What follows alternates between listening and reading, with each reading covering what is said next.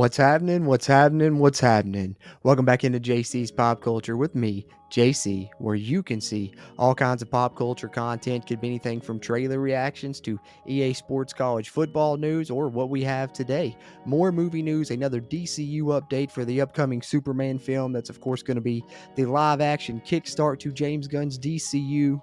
We know that filming's underway. We've got multiple updates. We know where the Fortress of Solitude is going to be located now. It's going to be filmed there in Norway. We got some behind the scenes set photos we can look at.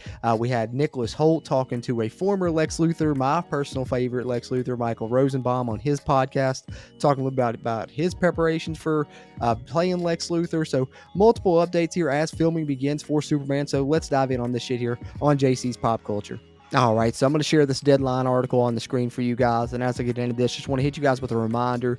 If you're into Superman, any type of movie, TV shows, all that shit, especially, superheroes, comedies, horror, all that's right up my alley. So if it sounds like it's up yours too, hop along for the ride here, JC's Pop Culture, by hitting the subscribe button. We'll talk a ton of movies and TV shows, and we'll talk EA Sports college football as well. Hit the thumbs up button if you're enjoying this video, if you're into Superman. Really helps a shit ton with the YouTube algorithm as well. Let's get into this, though. James Gunn starts filming Superman in Norway and teases scene with the hero fleeing to the Fortress of Solitude. I'll show you guys some behind the scenes photos of where the location is in Norway. But James Gunn stated, "We have filmed the first scenes in Svalbard, which would show Superman fleeing to the Fortress of Solitude. We wanted a place that was beautiful and felt like being in the middle of the Arctic. So we looked at several places in the world, but there were many things that sold Svalbard for us over the other places. First, there's the natural beauty, but there is also the fact that you'll find a varied landscape here that you won't find anywhere else. Nature gives a special feeling." Superman, previously known as Superman Legacy, which of course in the last update I talked about the title change. If you haven't been following our Superman movie updates, be sure to check out this playlist here on the channel. I'm going to put a card for it right here on this video. Should be up there in the corner. Check that out. We're continuing to do updates in the lead up to this movie's release in 2025 and a ton of DCU updates in general. Big DC fan, superhero fan here on the channel. But let's take a look here at some of these photos of the location where the Fortress of Solitude will be filmed at here in Norway. We know filming has begun, and we're starting with the Fortress of Solitude, it seems like. So let's check this out. We got a picture of James Gunn here on set. This one is courtesy of DC Film News on Twitter/X. James Gunn on the Superman set in Norway. There's a better look at it there.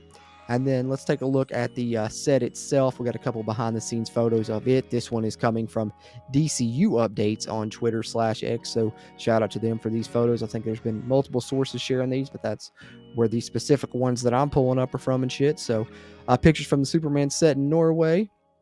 There is one, and you can see the background there, the snowy mountains and stuff, man. I think it's going to be a great setting for the Fortress of Solitude, and, him fleeing, what could that potentially mean? That's an interesting term for James Gunn to put it that way.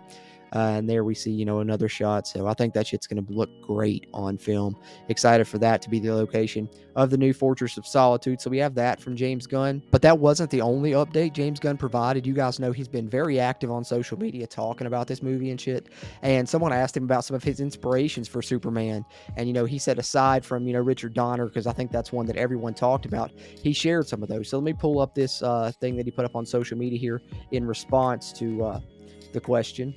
As you can see here, it says, "Where do I start?" And I think you see the Fleischer there. You see Superman helping a young man that's dealing with depression. Some more Fleischer. Can't quite read the text on that one, but that's a beautiful shot on that. And of course, Kingdom Come. I think we've all talked about that. And he's talked about the Alex Ross inspiration for the look. And of course, the Kingdom Come logo is kind of inspired the new logo a little bit. The way I saw it, it kind of mixed with that and Man of Steel, but different color palette, a little bit brighter tones and such. And of course, you got the yellow bleeding outside the new logo, which is pretty freaking sweet. Superman family picture. That's pretty cool. And then, of course, the Superman animated series as well. That gets me excited, being a huge fan of that. So, James Gunn sharing some of his influences. And then, of course, I love that picture of Superman and Lois Lane, kissing with the moonlight backlight dropping them. Man, I hope they use something like that. That would be, imagine that shot in film, in live action, guys. Them flying up, the moon backlighting it and shit. That'd be really cool. Because, in the past, we've gotten in the Batman movies where Batwing will fly up there and you'll get the Bat logo, superimposed over the moon. Imagine seeing that shit with Superman and Lois Lane. That'd be pretty tight. But that's some of James Gunn's inspirations. So we got a couple updates there from James Gunn. But how about hearing from the new Lex Luthor himself, talking to, a previous Lex Luthor, probably, I think, widely known as the best incarnation of Lex Luthor, talking with Michael Rosenbaum on his podcast. And this article is coming from the Hollywood Reporter that I'm showing on the screen. Nicholas Hoult talking his preparations to play Lex Luthor in James Gunn's Superman. Like I said, it was on the Inside of You podcast. Michael Rosenbaum hosts. I listened to it. It's actually a pretty good podcast. If you never checked it out, you should definitely do it. But as far as Nicholas Hoult and Superman, talking about Lex Luthor and his preparations, I think there was a question about anything that he watched or read in preparation, and something that stuck out to him right here. And I think Michael Rosenbaum even commented on this shit, saying, "Hey man, you're looking fucking jacked," because I know we've been talking about David Cornsweet getting big for the role, but seems like Nicholas Holt's been getting fit for it as well. And here's one of the reasons I think why All-Star Superman seems to be an inspiration for that. There's that bit in All-Star Superman, Nicholas Hoult says, where he talks about his muscles being real and hard work and all that. I kind of took that as a little bit of fuel for the fire. But he also noted he doesn't think the villain will have any shirtless scenes in the film. Earlier in the podcast, Holt revealed to Rosenbaum, who played a younger version of Lex on Smallville, that his iteration of the villain was the first time he saw Lex on screen. And they got the quote here: "First time I ever saw Lex was you. Yeah, I grew up. Smallville was on. That was the show I would watch and see my first iterations of Superman and Lex and all those stories.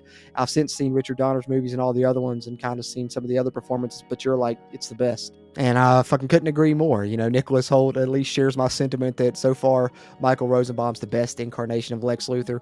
In the lead up to the movie, I was thinking about, now that we know pretty much all the major players casting wise, I think we still need a Jor-El in this movie. I don't know if they're going to have him in here. I know there was rumors about Kurt Russell. Gosh, I hope that happens. My fingers are crossed for that being a potential thing that goes down. But nonetheless, hopefully we'll hear about Jor-El. But now that we know most of the casting, I'm thinking about doing like a list of, all-time cast rankings for each of these characters in live action. But spoiler alert, Michael Rosenbaum would definitely be my number one Lex.